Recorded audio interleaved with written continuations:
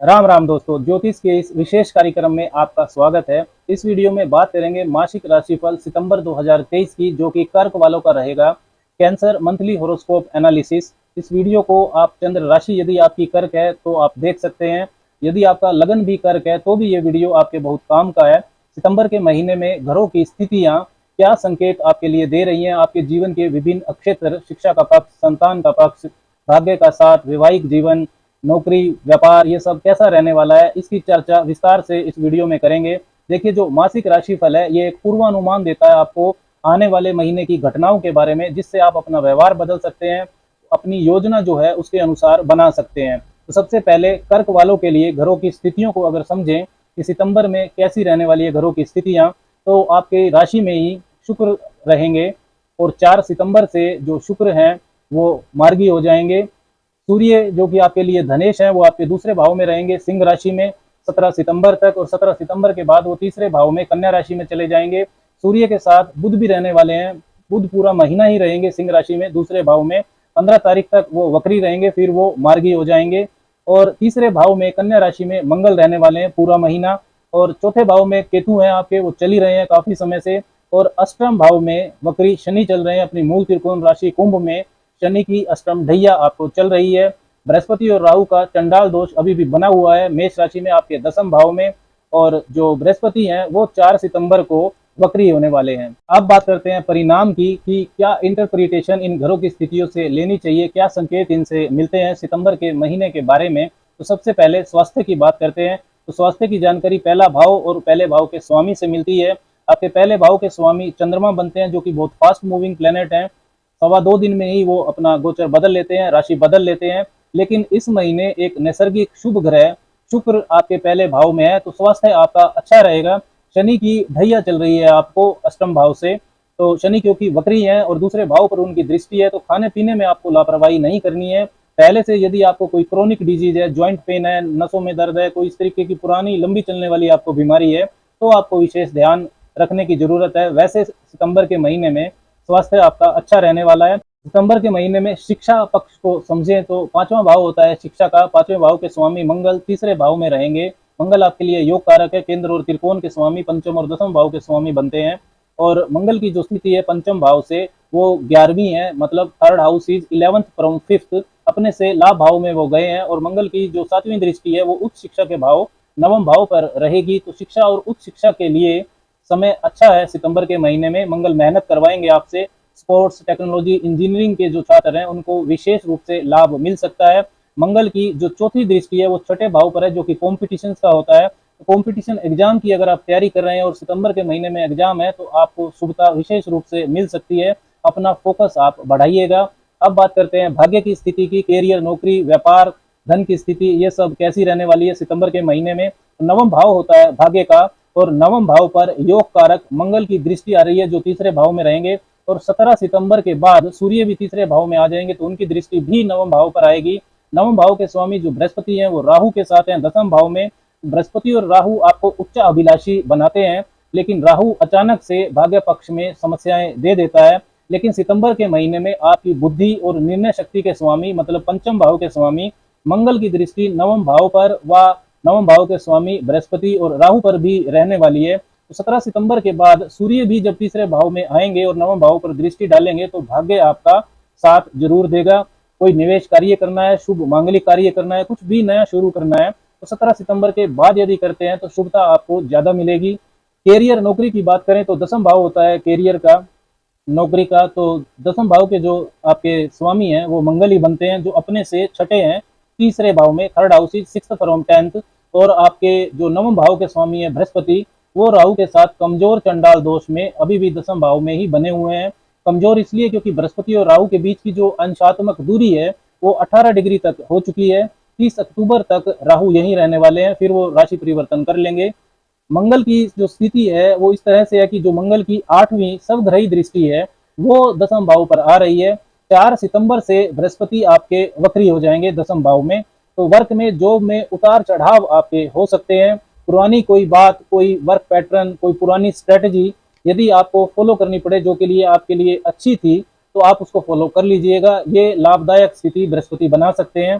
राहु दसम भाव में विदेश संबंधी कार्यों में, राजनीति से संबंधित, सिनेमा एक्टिंग से संबंधित, आईटी सेक्टर में अचानक यश मान सम्मान आपको दिला सकते हैं।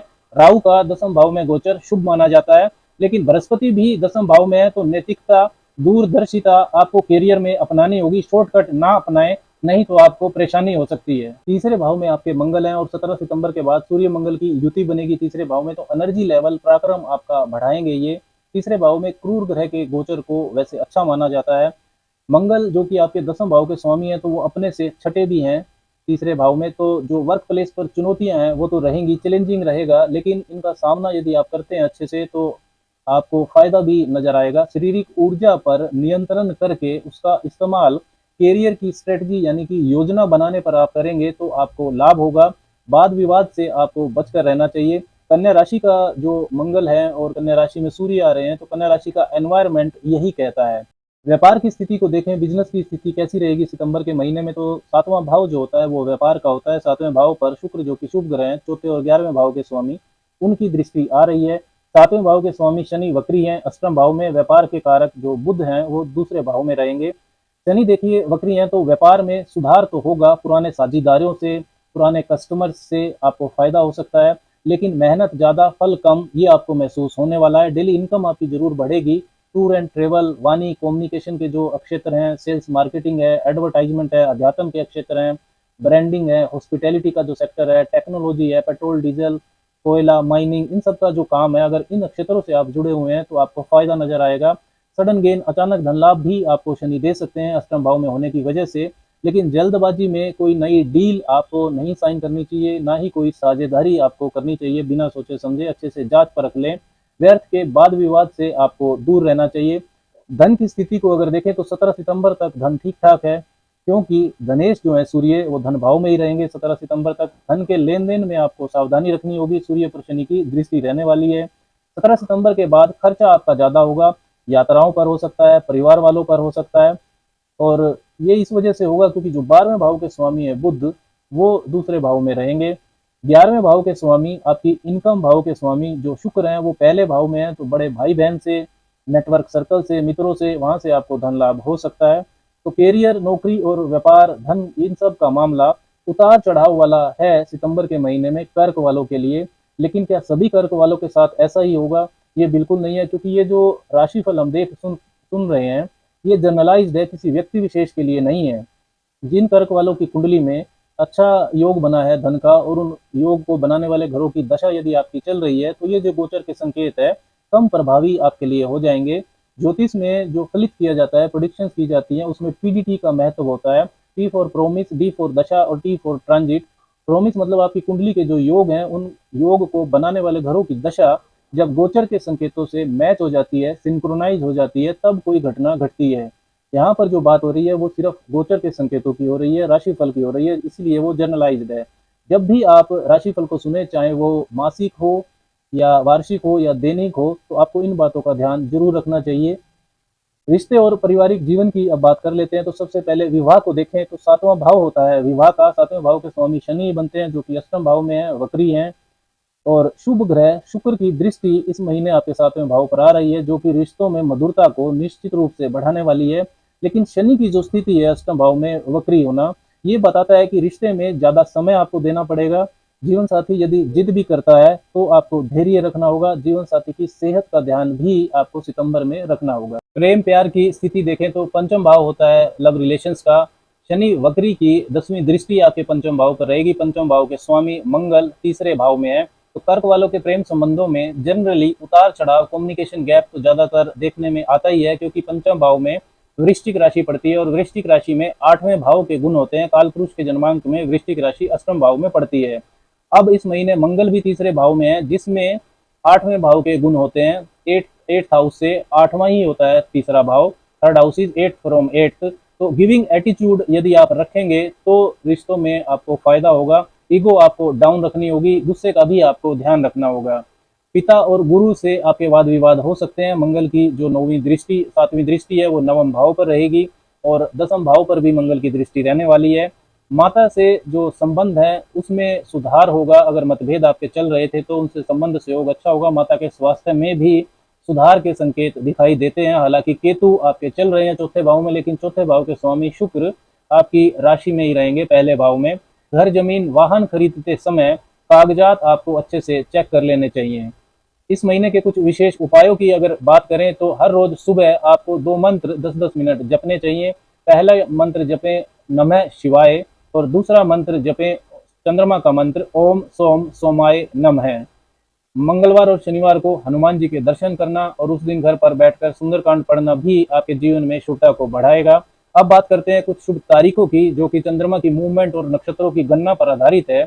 इन शुभ तारीखों पर आपको धन लाभ हो सकता है, मन आपका खुश रहेगा, कॉन्फिडेंस लेवल आपका बड़ा चढ़ा रहेगा। ये तारीखें हैं 1, 5, 6, 7, 10, 11, 14, 18, 24 और 26।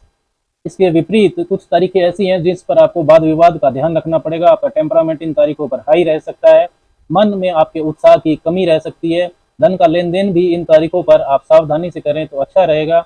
ये तारीखें हैं 8, 9, 19, 23, 27, 28 और 29। अब बात करते हैं सितंबर के महीने के व्रत और त्योहारों की। तो व्रत और त्योहार से आपका आध्यात्मिक विकास तो होता ही है, लेकिन इन तारीखों पर, तिथियों पर यदि आपकी कुंडली में कुछ ग्रह दोष हैं तो विशेष उपाय भी किए जा सकते हैं। 3 सितंबर को श्री गणेश चतुर्थी का व्रत रहेगा। 7 सितंबर को जन्माष्टमी रहेगी। श्री गुगा नवमी 8 सितंबर की रहेगी। कलंक चतुर्थी 18 सितंबर की रहेगी। चंद्र दर्शन इस दिन निषेध होता है। 21 सितंबर को सूर्य षष्ठी का व्रत रहेगा। 23 सितंबर को श्री राधा अष्टमी रहेगी। श्री हरि विष्णु की उपासना के लिए विशेष तिथियां एकादशी अजा एकादशी 10 सितंबर की रहेगी और पद्मा एकादशी 25 सितंबर की रहेगी। 17 सितंबर को अश्विन संक्रांति है। 14 सितंबर को भाद्रपद अमावस है। भगवान शिव के लिए विशेष तिथियां 12 सितंबर को भौम प्रदोष व्रत रहेगा। 27 सितंबर को बुध प्रदोष व्रत रहेगा और 13 सितंबर को मासिक शिवरात्रि रहेगी। 19 सितंबर को भाद्रपद पूर्णिमा है और उसी दिन पितृपक्ष भी आरंभ हो जाएगा। राम राम।